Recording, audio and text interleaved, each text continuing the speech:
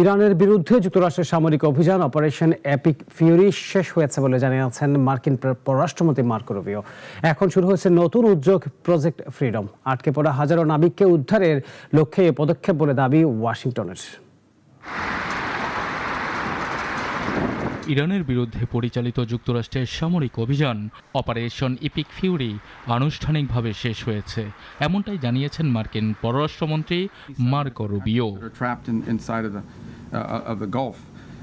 White হাউসের সাংবাদিকদের সঙ্গে আলাপকালে তিনি বলেন, নতুন ধাপে প্রবেশ করছে যুক্তরাষ্ট্র। প্রজেক্ট ফ্রিডম নামের এই উদ্যোগকে তিনি বিশ্বের জন্য একটি গুরুত্বপূর্ণ সহায়তা হিসেবে বর্ণনা করেছেন।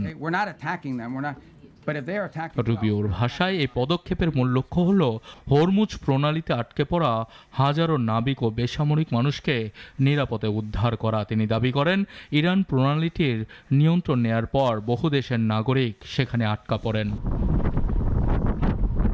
তথ্য অনুযায়ী গত 28 ফেব্রুয়ারি থেকে শুরু হওয়া সংঘাতের পর প্রায় 87টি দেশের 23,000-এর বেশি মানুষ ওই অঞ্চলে আটকা পড়েছেন। তাদের অনেকেই খাদ্য নিরাপত্তা ও চিকিৎসা সংকটে ভুগছেন বলে জানিয়েছে যুক্তরাষ্ট্র। রুবিও আরও অভিযোগ করেন, ইরান সরকার পরিস্থিতি মোকাবেলায় যথাযথ পদক্ষেপ নেয়নি এবং অনেক ক্ষেত্রে আটকে পড়াদের অসহায় অবস্থায় ফেলে রেখেছে।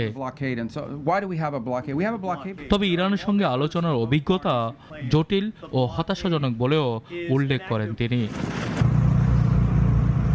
বিশ্লেষকদের মতে সামরিক অভিযান শেষ করে মানবিক সহায়তার দিকেই জোর দিচ্ছে যুক্তরাষ্ট্র। তবে এই উদ্যোগ কতটা কার্যকর হবে তা নির্ভর করছে ইরানের সঙ্গে চলমান কূটনৈতিক পরিস্থিতির ওপর।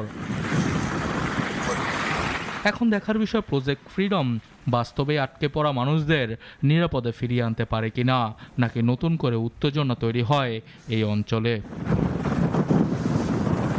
সানি আহমেদ, নাগরিক।